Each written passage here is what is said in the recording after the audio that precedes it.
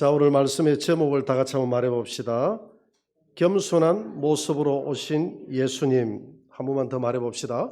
겸손한 모습으로 오신 예수님. 오늘은 우리 예수님이 탄생한 날입니다. 그래서 특별히 우리 성탄의 의미를 한번 돌아볼 필요가 있습니다. 오늘 요셉은 마리아와 함께 정혼을 했습니다. 두 사람은 나사렛 사람이었습니다. 나사렛은 갈릴리 호수 바로 밑에 있는 동네입니다. 이스라엘의 결혼법은 1년 전에 정혼을 하게 돼 있어요. 그리고 난 다음에 1년이 지나고 나면 결혼을 합니다. 근데 문제는 정혼을 해놓고 나니까 아직까지 결혼식을 치르지도 않았는데 이 마리아의 배가 점점 불러오는 것입니다. 요셉이 이걸 쳐다보고 고민에 빠졌습니다. 이걸 고발하면 마리아는 율법에 의해서 돌멩이에 맞아 죽을 수가 있습니다. 그래서 요셉은 어려운 사람이라 조용히 일을 끊고자 하여 일을 진행하는데 그날 밤에 천사가 나타났습니다.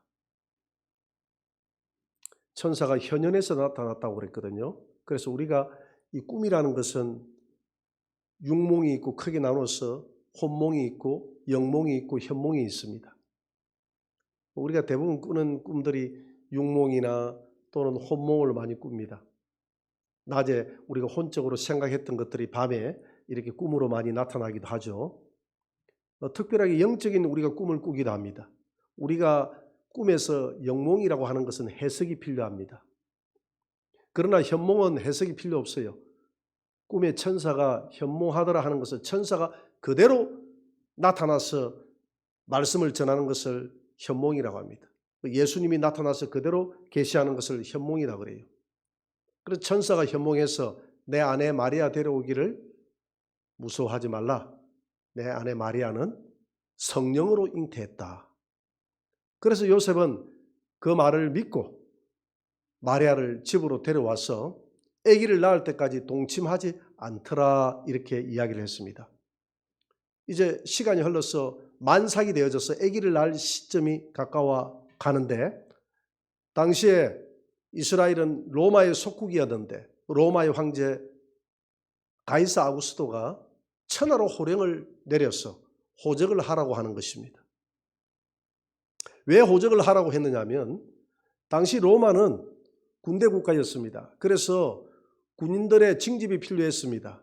많은 군인들이 전쟁터에 나가면 또 전사도 하고 나이가 많으면 군대에서 물러나야 되기 때문에 요즘으로 이야기하면 전역식을 해야 되기 때문에 군대를 보충을 해야 돼, 젊은이들을. 그래서 내가 가용할 수 있는 군대의 자원들이 얼마나 되는가를 알기 위해서 자기가 정복하고 있는 모든 국가에 이렇게 징집을 호적을 하라고 한 것입니다. 두 번째는 로마는 이 큰 군대를 유지하기 위해서는 많은 돈이 필요했습니다. 그래서 정복 국가에 많은 세금들을 거두었습니다. 그 세금이 요리조리 빠져나가는 사람이 있겠죠. 지금도 이렇게 제도가 잘 돼 있는데도 세금이 빠져나가는 사람이 있잖아요. 당신은 허술했지 않습니까? 그래서 호적을 해서 한 사람도 세금에서 빠져나가지 못하고 세금을 정확하게 징수하기 위해서 호적을 하라고 한 것입니다. 이 두 가지. 군대의 병사들을 징집하기 위해서. 두 번째는 세금을 많이 거두기 위해서. 이렇게 호적을 하라고 그랬습니다. 과거에 우리가 호적 등본 하나 떼려고 하면 본적지로 가야 되잖아요. 지금은 안 그래도 되죠. 그죠? 마찬가지입니다. 당시에도 호적을 하기 위해서는 본적지로 가야 됩니다. 그래서 그 요셉의 본적지가 어디냐 하면 베들레헴이었어요. 요셉은 다윗의 후손이었기 때문에 베들레헴으로 갔습니다. 여러분, 이 갈릴리 나사렛에서 베들레헴까지 거리가 어느 정도 되는지 한번 지도를 한번 보세요. 한번 봅니다. 자, 저게 이제 나사렛이고 저게 베들레헴입니다. 베들레헴은 예루살렘 아래쪽에 있죠. 김해가 예루살렘이라고 하면 베들레헴은 진영 조금 넘어서 베들레헴 그 정도 거리가 됩니다. 저 거리가 한 160km 가까이 돼요. 저 160km나 되는 저 거리를 이 만삭이 된 여인이 간다는 것은 쉬운 일이 아니죠. 그래도 어쩔 수가 없었습니다. 호적을 하려고 하면 온 가족이 다 가야 되니까. 그때 당시는 이렇게 해가지고 이제 베들레헴으로 갔는데, 베들레헴이 조그마한 도시입니다. 그러다 보니까 거기에 호적하러 많은 사람들이 밀려들었기 때문에 민박할 데가 없었어요. 여관이라고 했는데 사실 그때 당시는 무슨 여관이 있었겠습니까? 민박이죠, 민박. 민박할 데가 없었습니다. 그래서 급히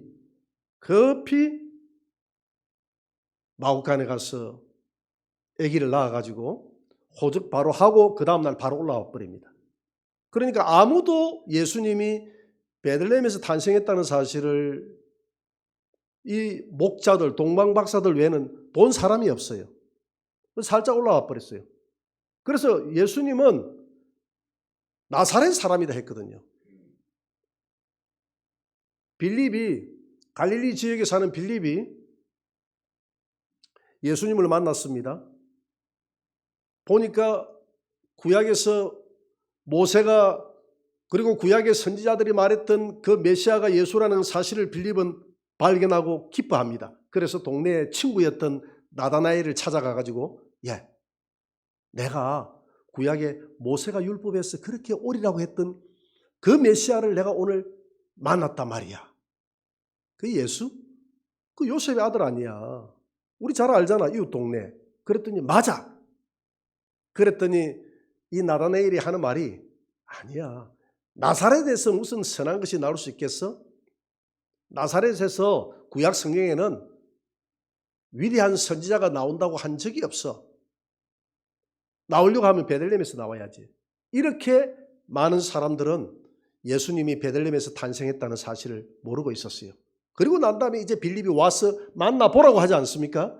그래서 나다나엘이 예수님을 만나고 난 다음에 예수님을 나의 주님으로 영접하고 주님을 따르잖아요. 그것처럼 베들레헴에서 탄생했다는 사실을 감쪽같이 모르게 이렇게 예수님이 탄생해서 나사렛으로 올라와 버렸어요. 이것이 하나님의 섭리인 줄 믿으시기 바랍니다. 만약에 모든 사람들이 아는 가운데서 왔더라면 누가 제일 먼저 달려왔겠습니까? 당시에 우리 주님께서 위선적이라고 그렇게 지적했던 종교 지도자들이 제일 먼저 찾아왔을 것이고, 정치 지도자들이 찾아와서 예수님에게 가정 경배를 올렸을 것입니다. 하나님은 그걸 원치 않았어요. 하나님은 아무도 모르게 오히려 목자들에게만, 왜 목자들에게? 나는 이 세상에 참 목자로 오신, 나는 너희들의 목자다라는 그 메시지를 주기 위해서 목자들에게만 알리고 살짝 왔다 이 말입니다. 그러면 우리 주님께서 왜 베들레헴에서 탄생할 수밖에 없었느냐? 그 이유는 바로 구약을 이루기 위함인 줄 믿으시기 바랍니다. 미가서 5장 2절입니다. 같이 한번 읽어봅니다. 베들레헴 에브라다야, 너는 유다 족속 중에 작을지라도 이스라엘을 다스리는 자가 내게서 내게로 나올 것이라. 그의 근본은 상고에 영원에 있느니라.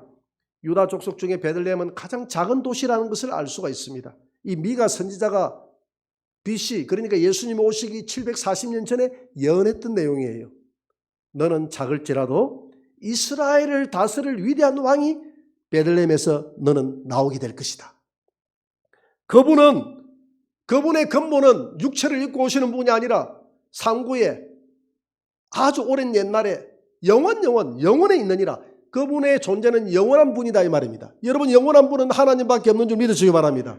그분은 우리처럼 출생이 있는 분이 아니라 영원 전에 존재하고 계신 하나님이시다 이 말입니다. 그 하나님이 이 베들레헴에 탄생하게 될 것이다. 그렇게 하면서 이 베들레헴에 자부심을 쫙 심어줍니다.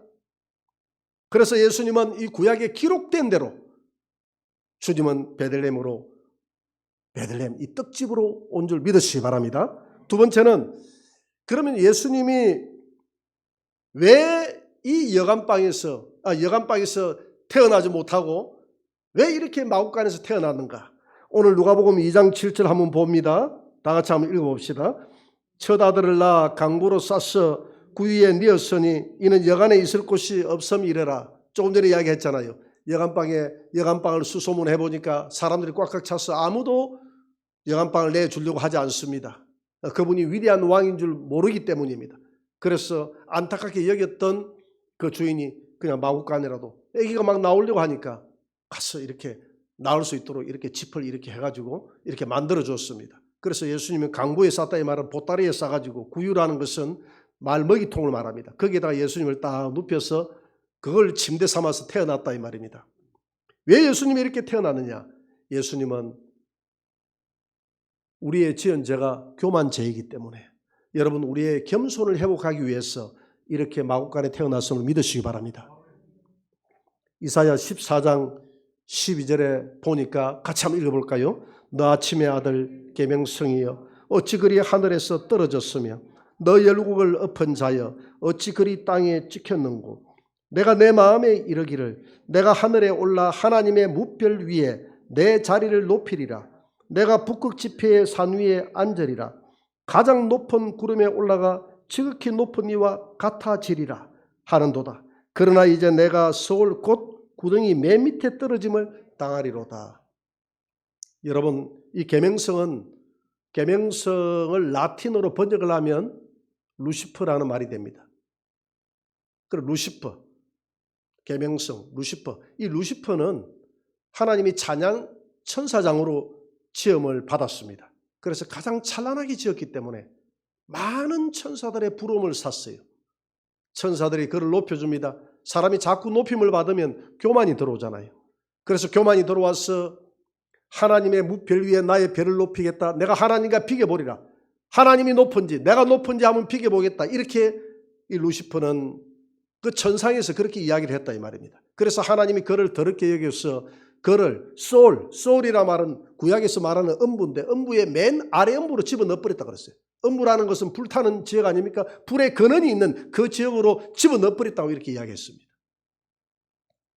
무엇 때문에? 교만 때문에. 여러분 교만이 뭡니까? 교만은 자기의 위치를 벗어나는 것이 교만입니다. 피조물의 위치에 있던 이 루시퍼가 이 계명성이 조물주의 위치로 올라가려고 하는 그 자체가 교만이다 이 말입니다. 여러분 우리의 위치를 잘 지키시기 바랍니다. 여러분 교회도 마찬가지예요. 구역장의 위치가 있고 집사의 위치가 있고 교사의 위치가 있고 성도의 위치가 있고 다 위치가 있습니다. 직장에도 마찬가지고요. 가정에도 마찬가지입니다. 우리가 자기 위치를 잘 지켜나가면 아무 문제가 없어요. 근데 위치를 벗어나려고 하는 거기에서 서로 갈등이 생기는 겁니다. 겸손이라는 것은 자기 자리에 앉아서 자기 임무를 충실하게 수행하는 것이 겸손인 줄 믿으시기 바랍니다.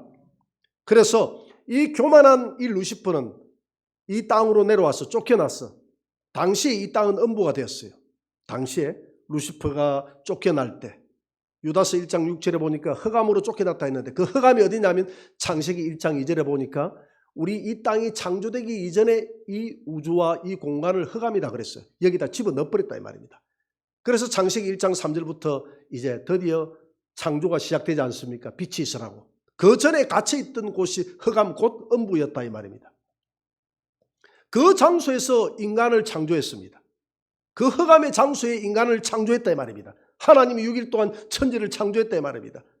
거기에 먼저 들어와 있던 갇혀있던 존재가 누구였습니까? 이 루시퍼였지 않습니까? 이 루시퍼가 하나님이 되려고 하다가 쫓겨난 존재이기 때문에 가만히 보니까 하나님의 형상을 따라 지음받은 아담과 하와가 보이는 것입니다. 아담을 바라보니까 아담은 좀 남자라서 강직해요. 하와를 쳐다보니까 좀 여자라서 좀 부드러워요. 제가 부드럽다는 표현을 써야 여성들이 상처를 안 받을 것 같아요. 그래서 이 하와에게 찾아갑니다. 하와에게 찾아가서 하와를 꼬시죠. 하나님께서 왜 너로 하여금 선악과를 따먹지 못하게 했는지 아니? 창세기 3장 4절 한번 봅니다. 같이 한번 읽어봅니다. 뱀이 여자에게 이르되 결코 죽지 아니하리라. 너희가 그것을 먹는 날에는 너희 눈이 밝아져 하나님과 같이 되어 선악을 알 줄 하나님이 아심이니라. 하나님이 이 선악과를 따먹지 못하게 했던 이유는 너가 눈이 밝아져서 하나님과 같은 존재가 된단 말이야. 그래서 하나님이 따먹지 못하게 했어. 여러분 사람은 이렇게 하나님과 같이 될 수 있다는 이 유혹 때문에 인간이 범죄를 했습니다. 그러니까 하나님과 같이 되려고 했다는 그 자체는 교만 아닙니까? 인간이 어떻게 하나님과 같이 됩니까? 인간은 인간으로서 있어야죠. 이게 바로 교만죄입니다. 루시퍼가 피조물인 자기가 하나님처럼 되려고 하다가 쫓겨났잖아요. 인간도 마찬가지입니다. 선악과를 따먹었던 그 동기가 어디에서 나오느냐 하면 하나님과 같이 되려고 했던, 높아지려고 하는 그 마음에서 선악과에 손을 댔다 이 말입니다. 그래서 인간의 이 DNA 속에는, 유전자 속에는 한없이 끝없이 높아지려고 하는 이런 본성들이 우리 마음에 있어요. 그렇잖아요. 이 땅에서 보세요. 여러분 직장에서도 계급을 높여주려고 하면 서로 높아지려고 하지, 저 사람 높여주세요, 나는 그냥 진급 안 할래요, 이런 사람 봤습니까? 나는 그런 사람 본 적이 없습니다. 사람은 한없이 높아지려고 합니다. 그래서 인간은 높아지려고 하는 문명을 만들어내요. 창세기 11장 4절에 한번 봅니다. 다 같이. 또 말하되 자 성읍과 탑을 건설하여 그 탑 꼭대기를 하늘에 닿게 하여 우리 이름을 내고 온 지면의 흩어짐을 면하자 하였더니, 인간이 점점 번성해지면서 바벨탑을 쌓았는데 하나님의 이름을 내는 것이 아니라 인간의 지원받은 목적은 이사야 43장 7절에 보니까 하나님의 영광을 위해서 인간을 지었다라고 했는데, 오늘 인간들은 바벨탑을 만들어서 우리의 이름을 내자, 하나님의 이름을 내는 것이 아니라 우리의 이름을 내자, 이렇게 하면서 바벨탑을 쌓아갑니다. 여러분 지금 우리 인류 문명의 모든 문명을 만들어 나가는 각 문명의 극치가 하나님의 영광의 이름을 내자 하고 우리가 문명을 만들어 나갑니까? 아니면 우리 인간의 이름을 내자 하고 만들어 나갑니까? 우리 인간의 이름을 만들어내자고 하면서 하나님이란 존재를 지어버리잖아요. 국민윤리, 도덕 다 마찬가지입니다. 선을 가르치는 그 가치만은 거기에는 하나님이 없어요.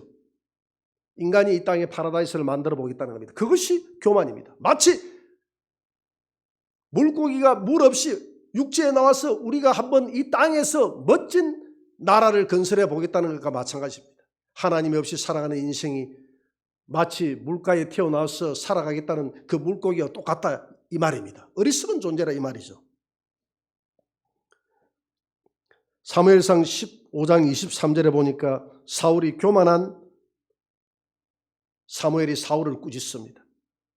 아말렉과의 전쟁에서 하나님이 이기게 해주셨는데 자기를 위해서 기념비를 세우고 이렇게 살아갔던 이 사울을 향해서 사울 왕이여, 사울 왕이 그렇게 교만한 것은, 자신을 위해서 기념비를 세우고 그렇게 살아가는 것은 사신 우상에게 경배하는 것과 똑같습니다. 우상 숭배가 똑같다는 겁니다. 여러분 우리 자신들을 높이고 우리 자신들을 높이기 위해서 기념비를 세우고 하는 이 모든 것들은 하나님이 보실 때 우상 숭배하고 똑같다는 것입니다. 그런데 인간은 한없이 자기를 높이고 하나님을 높이지 않아요. 오늘 하나님께서 우리에게 주는 메시지가 뭡니까? 왜 하나님이 말마구간에 태어났습니까? 그 메시지가 뭡니까? 인간의 지연죄가 교만죄 때문이다. 내가 겸손을 회복하기 위해서 이 땅에 왔다. 겸손해져라. 여러분 이 성탄절날 우리가 이 겸손을 회복해야 될 줄 믿습니다. 성탄절날 되면 우리가 화려합니다. 세상 사람들이 더 좋아하는 것 같아요. 그런데 올해는 우리가 캐롤송도 나오지 않고 어디 불빛도 없고 이 코로나 때문에 너무나 적막합니다. 오히려 이런 기회에 우리 자신들을 돌아볼 수 있는 기회라고 생각합니다. 성탄의 의미를 돌아보면서 이 조용한 이때에 우리는 이 땅에 아무런 환영도 없이 조용하게 이 땅에 말마구간에 태어나신 그 주님의 겸손을 한번 이 기회에 깊이 묵상해 보는 그런 성탄절이 되시기를 바랍니다. 그래서 천국은 주님께서 말씀했습니다. 주님은 이 땅에 살면서 그렇게 가장 가난하고 비천하게 태어났을 뿐만 아니라 당시에 가장 낮은 천민 계급이었던 목수의 아들로 태어났다고 그랬습니다. 지금 목수하고는 달라요. 그때의 목수라고 하면 연장통 하나 메고 집에 부서진데 문짝 부서지고 마루 부서지고 지붕 부서진데 이렇게 똑딱똑딱 해서 지어주고 일당 받아서 이렇게 다니는 분이 그때 당시에 목수였다 이 말입니다. 그래서 예수님은 탄생 자체가 가장 낮고 천하게 탄생했을 뿐만 아니라 살아가는 과정도 가장 가난하고 어렵게 살아갔을 뿐만 아니라 주님은 가난하고 어렵고 힘든 그런 고통당하는 자들과 일평생 함께했고 십자가를 질 때도 화려하게 이 땅을 떠난 것이 아니라 그 처참한 십자가를 지면서 이 땅을 떠났습니다. 한 번도 예수님은 화려해 본 적이 없어요. 그래서 예수님은 나는 성기로 섬김을 받으러 온 것이 아니라 섬기러 왔다고 했습니다. 그래서 천국에서 누가 큽니까? 라고 물었더니 주님께서 어린아이 하나를 불렀습니다. 마태복음 18장 3절입니다. 같이 한번 읽어봅니다. 이르시되 너희에게 이르노니 너희가 돌이켜 어린아이들과 같이 되지 아니하면 결단코 천국에 들어가지 못하리라. 그러므로 누구든지 이 어린아이와 같이 자기를 낮추는 사람이 천국에서 큰 자니라. 여러분, 이 땅에서는 높은 직위에 있는 자가 큰 자고, 이 땅에서는 계급이 높은 자가 큰 자요. 그런 사람들이 존경을 받고 존귀함을 받고 살아갈지 모르지만 천국에서는 어린아이와 같이 자기를 겸손하게 낮추는 그 사람이 큰 자라고 주님이 우리에게 가르치고 있습니다. 제가 작년도에 송년 음악회를 하는데 우리 김해 지역에 있는 그 원로 장로님이 이렇게 팜플렛을 이렇게 끙끙대고 이렇게 들고 오면서 쌓아놔 놓고 들어오는 사람들에게 팜플렛 나눠준다고 그래요. 송년 음악회 그 안내 그 팜플렛을 나눠준다고 이렇게 수고를 하고 있더라고요. 그래서 제가 아니 장로님, 이 장로님이 군번에 이거 하게 돼 있습니까? 제가 웃으면서 장로님 쫄병들 좀 시켜서 하지 장로님이 이 일을 하십니까? 제가 이랬거든요. 그랬더니 장로님 웃으면서 하는 말이 여기 쫄병들 아무도 없습니다. 다 내 위에 높으신 분들만 있습니다. 누군데요? 하니까 저 목사들밖에 없습니다. 그래서 내가 아니 장로님 그분들 다 쫄병들이잖아요. 아닙니다. 하늘같이 높으신 분이죠. 빨리 들어가세요. 이러면서 이렇게 이야기하더라고요. 그 이야기를 들으면서 한번 조용히 생각을 해봤습니다. 여러분, 교회는 계급이 없는 곳이 교회지만 구태여 높고 낮음을 따진다면 목사가 제일 낮고, 할렐루야. 그 다음에 장로가 낮고, 그 다음에 근사 안수집사가 낮고, 그 다음에 집사가 낮고, 그 다음에 평신도가 이제 낮고 하면 안 되겠죠. 평신도가 높고, 그 다음에 제일 높은 분이 누굽니까?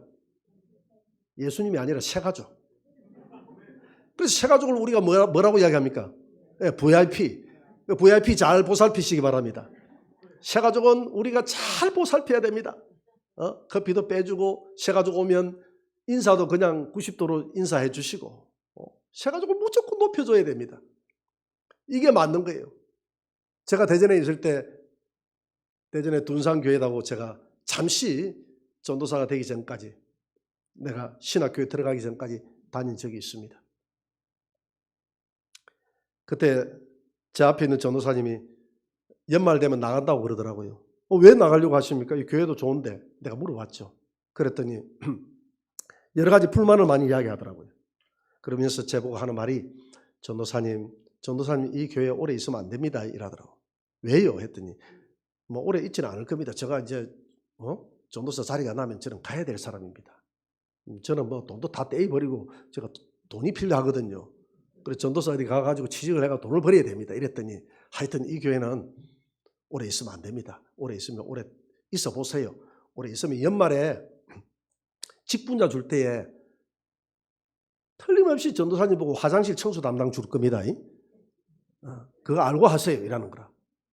그래서 그분들은 다 떠났어요. 그분들은 연말 인사하고 떠나버리고 연초가 되니까 이제 직분을 주는데 첫 주에 화장실 청소 이동년 전도사 이렇게 하는 거. 와, 그분이 예언가대. 그래가지고 이제 그 겨울이죠, 겨울. 화장실 보니까 바깥 실내가 아니야, 실외야. 실외가 있는데 막 얼어 있어. 호흡하면서 화장실을 밀고 닦고 이렇게 물을 붓고 이러는데 너무너무 신나고 재미가 있는 거예요. 그래서 여자 화장실도 이래 하다 보니까 안 되겠어. 그래서 내가 우리 사모 보고 여자 화장실은 임명은 안 했지만은 당신과 나는 한 몸이니까 여자 화장실은 당신이 하는 거야. 당신이 하면 내가 하는 것과 마찬가지니까. 그래서 남자 화장실은 제가 청소하고 여자 화장실은 우리 사모가 청소하고 토요일마다 청소를 하고 나니까 얼마나 집으로 돌아오는지 룰루랄라 하면서 찬송을 부르면서 보람된지. 그래서 참 그 전도사님 바보다. 이렇게 하늘의 상급을 쌓을 수 있는 좋은 기회를 화장실 청소시킨다고 전도사를 시킨다고 분노하면서 왜 떠나갔을까? 이런 생각을 했습니다. 여러분, 화장실 청소는 우리 장로님들이 하는 청소인 줄 믿으시기 바랍니다. 그래서 우리 근사님들이 하는 청소예요. 이게 직분이라는 것은 높고 낮음이 아니거든요. 하나님 앞에 직분을 주신 것은 섬기라고 준 줄 믿습니다. 더 섬겨야 돼요. 높은 자리에서 섬기는 것이 아니라 우리 예수님처럼 제자들의 발을 씻기고, 할렐루야. 그래서 우리 교육자들이 그래도 우리 교회 청소하는데 꼭 청소하는 것만큼 우리가 들어가야 되겠다. 밥하는 것은 뺐어요. 왜냐하면 밥도 하고 싶은데, 사실 저도 밥도 하고 싶은데, 우리가 생각할 때 솔선수범이라는 것은 다 같이 노가다를 해야 솔선수범이 되고 다 같이 부엌봉사를 해야 솔선수범이 되는 것은 아니에요. 자기 위치에서 솔선수범하는 것이 솔선수범인 줄 믿으시기 바랍니다. 그래서 목사는 말씀의 자리에서, 기도의 자리에서 섬기는 것이 솔선수범입니다. 그렇지만 우리 교육자들도 그래도 우리는 밥하는 것은 우리가 왜 빼느냐 하면, 생각을 해보세요. 새가족 또 오고 성도들 그때 성경 공부도 시키고 이렇게 해야 되는데 그런 것은 안 하고 부엌에 들어가서 밥 한다고 있으면 그건 솔선수범이 아니고 그것은 무식한 거, 무식한 거. 군에서 사단장이 병사들하고 같이 솔선수범한다고 사단장이 이렇게 행군을 같이 하는 그것은 한 번 정도는 그래 할 수 있지만은 그건 솔선수범이 아니에요. 그건 무식한 거예요. 왜냐하면 사단장은, 대대장은 그렇게 하는 게 아니에요. 집차를 타고 다니면서 병사들이 생각할 때 대대장이 집차 타고 다니고 자기는 집차 타고 다니고 우리는 걷고 다니고 그게 아니다 이 말입니다. 병사들의 얼굴을 쳐다보면서 앞으로 갔다가 뒤로 갔다가 누가 지금 쓰러져 가나, 누가 힘이 없나, 또 행군 대열이 이렇게 돼서는 안 되겠네, 여기서 조치할 게 뭔가, 이렇게 집차를 타고 왔다 갔다 하는 그것이 솔선수범이다 이 말입니다. 부지런히 병사들을 살피는 것. 사단장은 전체적인 이 전술이 잘 이루어지고 있는가를 전체적인 맥락에서 봐야 돼요. 그럼에도 불구하고 솔선수범한다고 병사들처럼 이렇게 군장을 메고 이렇게 가서 앞에 전투하다 보면 막 엉망이 돼버리죠. 만약 그래가 전쟁이 일어났다고 생각을 해보세요. 엉망이 돼버리지 않겠습니까? 솔선수범한다고 사단장이 앞에 공격 앞으로 해가지고 가다가 자기가 전사해버리면 그 사단은 어떻게 되어버렸겠습니까? 사단은 어떻게 되겠어요? 마찬가지죠. 우리가 솔선수범이라는 것은, 겸손이라는 것은 자기 위치에서 자기 위치를 지키는 것입니다. 그래서 우리 교육자들도 그래도 우리가 청소는 한 번 정도 하자. 왜? 청소는 주일이 아니니까, 토요일이니까. 그래서 우리가 부지런히 우리 서춘화 전도사님, 유미숙 전도사님, 그리고 저 세 사람 이렇게 화장실도 청소하고 이렇게 청소하지 않습니까? 여러분, 주님께서 우리가 이 땅에 오신 목적은 인간의 지은 죄가 교만죄 때문에 그렇습니다. 교만죄. 그래서 주님은 교만한 자를 대적한다고 그랬어요. 겸손한 자를 사랑한다고 그랬습니다.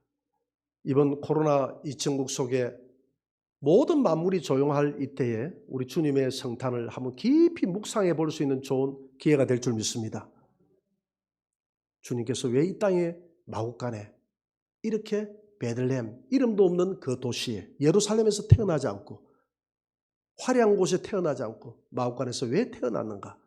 우리 인간의 지은 죄가 교만죄 때문에 이 교만을 겸손으로 바꾸기 위해서 태어났다는 것을 여러분 가슴에 새기시고, 천국은 섬기는 자의 나라요, 낮아진 자의 나라입니다. 그래서 여러분, 우리 성도들의 이번 성탄절을 맞이해서 더 고통스러운, 더 아프고 더 연약한 성도가 없는지 한번 이번 기회를 통해서 이 성탄절을 맞이해서 한번 더 돌아보시고 우리가 더 낮아짐의 섬김으로 돌아가는 그런 성탄절이 되시기를 주의 이름으로 축원합니다.